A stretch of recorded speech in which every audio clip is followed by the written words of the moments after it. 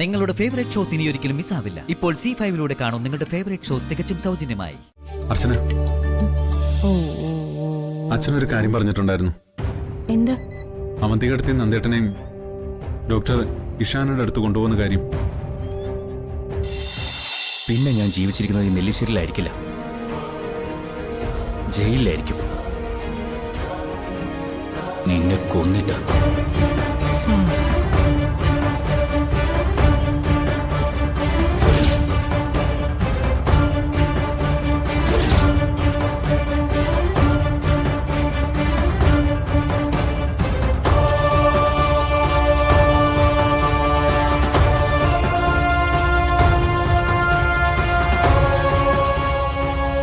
ധനുഷേ, ധനുഷിനോട് എനിക്കൊരു കാര്യം പറയാനുണ്ട്.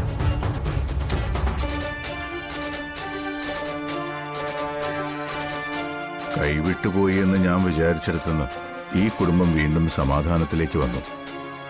നന്ദനും സന്ദീപും എല്ലാ പിണക്കങ്ങളും മറന്ന് നിങ്ങൾ രണ്ടുപേരെയും അംഗീകരിച്ചു. സത്യത്തിൽ എന്റെ ആൺമക്കൾ 3 പേരും ചേർന്ന് എന്റെ മോളെ കസേരയിൽ കൊണ്ടിരുത്തി മധുരം കൊടുക്കുന്നത് കണ്ടപ്പോ എന്റെ കണ്ണ് നിറഞ്ഞുപോയി.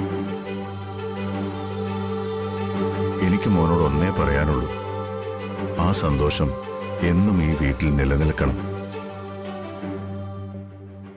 സന്തോഷം കുറവാണെന്ന് കരുതി അച്ഛനൊരിക്കലും വിഷമിക്കേണ്ടി വരില്ല. ഇനിയങ്ങോട്ട് ഇവര് കാരണം എന്തെല്ലാം സന്തോഷം ഉണ്ടാവാൻ പോകുന്നു. ഈ സന്തോഷം ഒരു തുടക്കം മാത്രമല്ലേ, അല്ലേ ധനുഷ്? അച്ഛാ, ഒരു കാര്യം ഞാൻ അച്ഛന് ഉറപ്പു തരാം. എത്ര പ്രതിസന്ധികളിൽ പെട്ടാലും ശരി, എന്റെ മരണം വരെ സ്നേഹയുടെ സന്തോഷം ഇതുപോലെ തന്നെ ഉണ്ടാവും. ഞാൻ കാരണം ഈ വീടിന് ഇനിയൊരു കളങ്കമോ അപമാനമോ ഉണ്ടാവില്ല. ആരെങ്കിലും അതിനെ ശ്രമിക്കുന്നു ഞാൻ അറിഞ്ഞ എന്റെ ജീവൻ നൽകിയും ഞാനത് തടഞ്ഞിരിക്കും. ഇത് എന്നോടുള്ള വെല്ലുവിളിയാണല്ലേ? ഈ കിളവന് നീ എന്തൊക്കെ വാക്ക് കൊടുത്താലും അതൊന്നും നടപ്പാക്കാൻ നിന്നെ കൊണ്ട് പറ്റില്ല. സമ്മതിക്കില്ലേ ഞാൻ. എനിക്കിനി പറയാനുള്ളത് നമ്മുടെ കമ്പനിയെക്കുറിച്ചാ. നന്ദനും സന്ദീപും സച്ചിയും ഒറ്റ മനസ്സോടെയാ അത് മുന്നോട്ട് കൊണ്ടുപോകുന്നത്. മോനും അവരുടെ കൂടെ തന്നെ നിൽക്കണം. എല്ലാം നിന്റേതും കൂടിയാണ്. ആ തോന്നൽ എപ്പോഴും വേണം. ഓഫീസിലെ കാര്യോർത്ത് അച്ഛൻ ഒരു ടെൻഷനും വേണ്ട. ഇപ്പൊ തന്നെ ധനുഷ് ഏകദേശം എല്ലാ കാര്യങ്ങളും പഠിച്ചു കഴിഞ്ഞു. നന്ദേട്ടനും സന്ദീപനും ധനുഷിനോടുള്ള പഴയ എല്ലാ പിണക്കവും മാറി. ഇനി ഓഫീസിലെ കാര്യങ്ങളൊക്കെ ഞങ്ങൾ 4 പേരും കൂടി ആലോചിച്ച് തീരുമാനിച്ചോളാം. കൂടിയാലോചിക്കുന്നതൊക്കെ നല്ലതാ, പക്ഷേ എന്തിനൊരു ശ്രദ്ധ വേണം. ബിസിനസ്സിലൊരു ചതിയൊക്കെ എപ്പോ വേണേലും വരാം. അറിയാതെ എന്തെങ്കിലും ചതി പറ്റിയാ അത് നമുക്ക് നേരിടാം. പക്ഷെ അറിഞ്ഞുകൊണ്ട് ആരെങ്കിലും നമ്മുടെ കമ്പനിയെ ചതിച്ച അവർക്ക് തക്കതായ ശിക്ഷ തന്നെ നൽകണം. അതാരായിരുന്നാലും.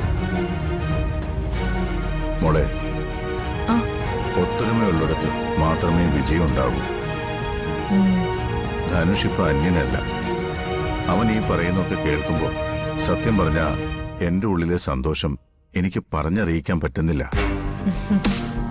പർച്ചേസ് ഡിപ്പാർട്ട്മെന്റ് മാത്രമല്ല, പ്രൊഡക്ഷൻ വിങ്ങിന്റെ മുഴുവൻ ഉത്തരവാദിത്വം ധനുഷിന് കൊടുക്കണമെന്ന എന്റെ ഒരു അഭിപ്രായം. അതൊന്നും വേണ്ട സച്ചേട്ടാ.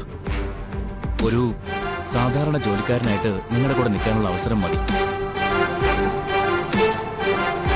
എന്നെക്കൊണ്ട് ചെയ്യാനുള്ളതൊക്കെ ഞാൻ ചെയ്തിരിക്കും, 100% സത്യസന്ധമായിട്ട്. ഇപ്പോ ഞങ്ങൾക്കൊരു കുഞ്ഞുണ്ടാവാൻ പോവാ. എല്ലാവരും ചേർന്ന് സ്നേഹിക്ക് മധുരം നൽകി അവളെ അനുഗ്രഹിച്ചു. ഇതിനേക്കാൾ വലിയൊരു സന്തോഷം എന്റെ ജീവിതത്തിലില്ല.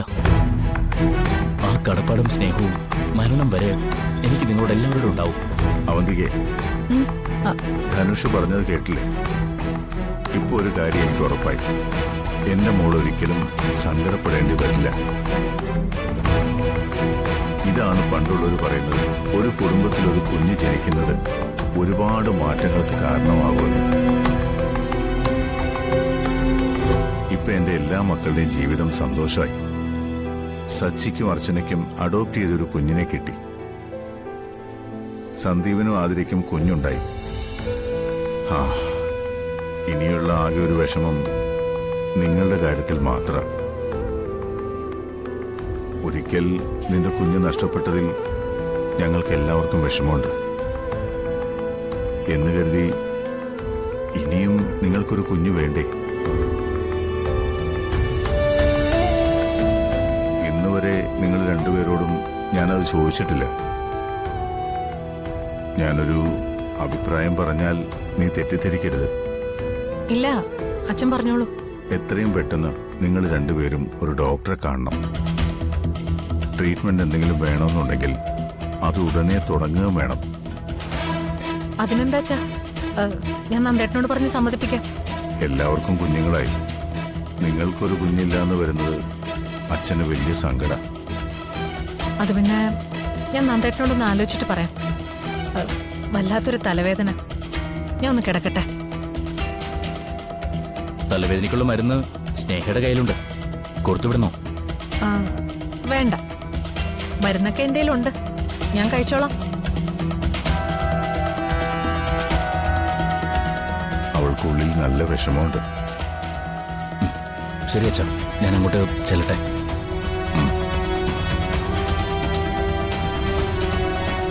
സച്ചി, അവന്തികയുടെ കാര്യം നീ അർച്ചനയോടൊന്ന് സംസാരിക്കണം. നിങ്ങൾ ട്രീറ്റ്മെന്റ് എടുക്കുന്ന ആ ഡോക്ടറെ അടുത്ത് അവന്തികയും കൂടി ഒന്ന് കൊണ്ടുപോകണം. ശരി അച്ഛാ, എന്തായാലും എനിക്കറിയാം, അർച്ചനോടൊന്ന് സംസാരിക്കട്ടെ.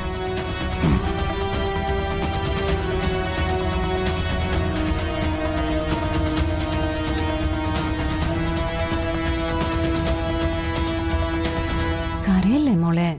എന്തിനാ കരയുന്നേ? അമ്മയുടെ പൊന്നല്ലേ. ആ, കരയല്ലേ. ആ, ഓ ഓ, ഓ. ആവോ. ഓ ഓ, ഓ. എന്തിനാ മോള് കരയുന്നേ? ഉറങ്ങുന്നതിന് മുമ്പ് എല്ലാ ദിവസവും ഇത് പതിവല്ലേ? സച്ചിൻ ഇവിടെ ഒന്ന് പിടിക്ക്, ഞാൻ ആ ഷീറ്റൊക്കെ ഒന്ന് മാറ്റട്ടെ. ഓ ഓ ഓ ഓ.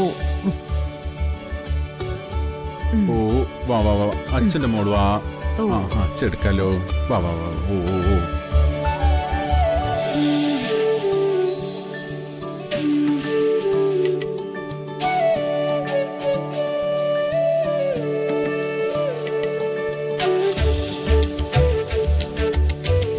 കുട്ടനല്ലേ, കരയില്ലേ?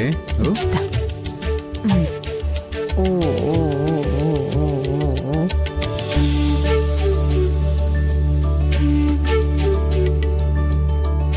എന്താ?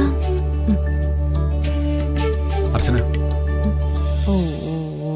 അച്ഛനൊരു കാര്യം പറഞ്ഞിട്ടുണ്ടായിരുന്നു. എന്താ? അവന്തികടത്തെയും നന്ദേട്ടനെയും ഡോക്ടർ ഇഷാനയുടെ അടുത്ത് കൊണ്ടുപോകുന്ന കാര്യം. ഡൗൺലോഡ് ചെയ്യൂ C5 ആപ്പ്. കാണൂ എല്ലാ എപ്പിസോഡുകളും സൗജന്യമായി.